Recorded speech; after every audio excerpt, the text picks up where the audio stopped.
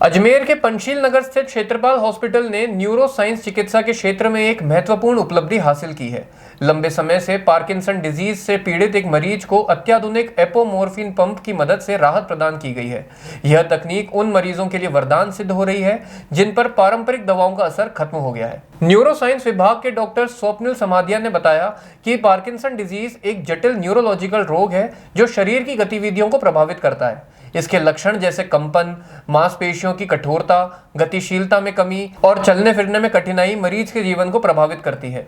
जब दवाइयां प्रभावी नहीं रहती तब एपोमोर्फिन पंप से मरीजों को राहत दी जा सकती है। यह पंप विशेषकर उन मरीजों के लिए उपयोगी है जिन्हें ऑन ऑफ फ्लक्चुएशन और डिस्काइनेसिया की गंभीर स्थिति का सामना करना पड़ता है। इस पद्धति से मरीज की दैनिक गतिविधियां सहज हो जाती हैं और जीवन की गुणवत्ता में सुधार आने लगता है। यह सुविधा वर्तमान में राजस्थान में कुछ चुनिंदा अस्पतालों में ही उपलब्ध है, जिनमें से एक अजमेर का क्षेत्रपाल हॉस्पिटल है।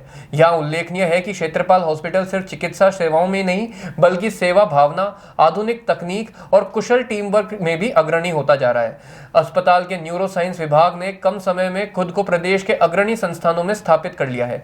यहाँ आधुनिक न्यूरो सर्जरी, न्यूरो फिजियोथेरेपी और न्यूरो इमरजेंसी सेवाएं उपलब्ध हैं। वहीं अस्पताल के उपाध्यक्ष आलोक शर्मा ने बताया कि उनकी प्राथमिकता मरीजों को अंतर्राष्ट्रीय स्तर की सुविधाएं प्रदान करना है।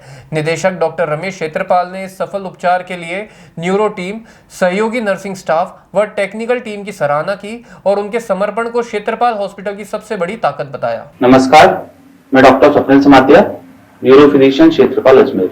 मैं आपको पार्किंसन डिजीज से संबंधित कुछ महत्वपूर्ण जानकारी देना चाहता हूँ। पार्किंसन डिजीज जो एक बीमारी है वो एक न्यूरो डिजेनरेटिव मूवमेंट डिसऑर्डर है।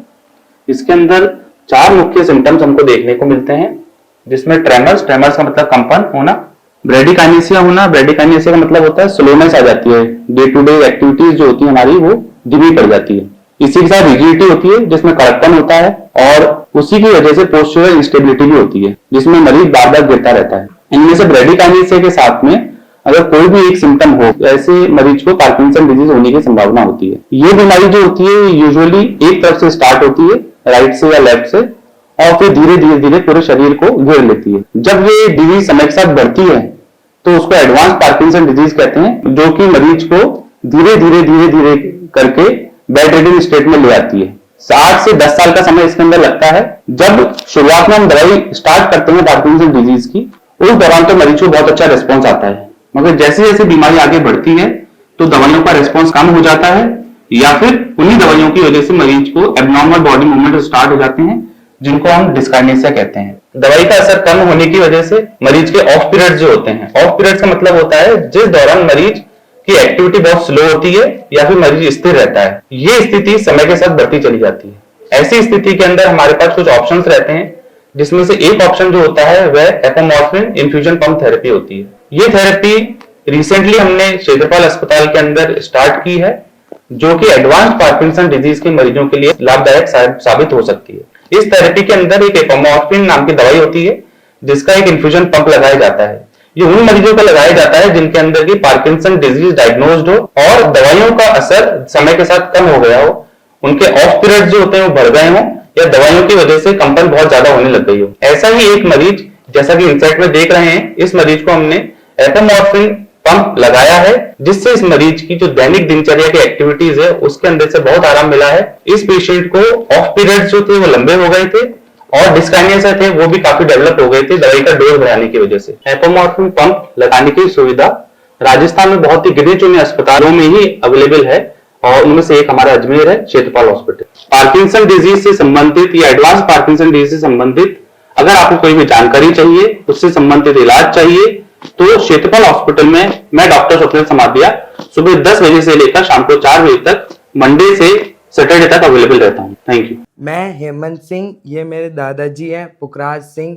हम लोग राउतमाल जवाजा से आए हैं। मेरे दादाजी को लगभग 4-5 साल पहले पार्किंसन की बीमारी हुई थी। ये माइंड रिलेटेड बीमारी है। इसमें नर्व्स जो होती है, जो न्यूरो होती है अपने बॉडी की, वो काम करना बंद कर देती है, यानी स्लो काम करती है। तो उसकी वजह से माइंड सेंस नहीं कर पाता, तो हाथ वगैरह और पाँव वगैरह खुद ब खुद अनकंट्रोल हो जाते हैं और वाइब्रेट करने लग जाते हैं। तो हमें क्षेत्रपाल हॉस्पिटल का बताया कि यहाँ पे न्यूरोलॉजिस्ट काफ़ी अच्छे हैं और 2-3 बार ऐसे पार्किंसन की पेशेंट्स आए हैं, उनको उन्होंने काफ़ी अच्छी राहत दिलाई है और उनको काफ़ी अच्छा फ़ायदा हुआ है, यानी कि वो मिला है, फ़ायदा मिला है। तो उस वजह से हम भी यहाँ पे आए। डॉक्टर स्वप्निल है, यहाँ पे हमने कॉन्टैक्ट किया उनके साथ।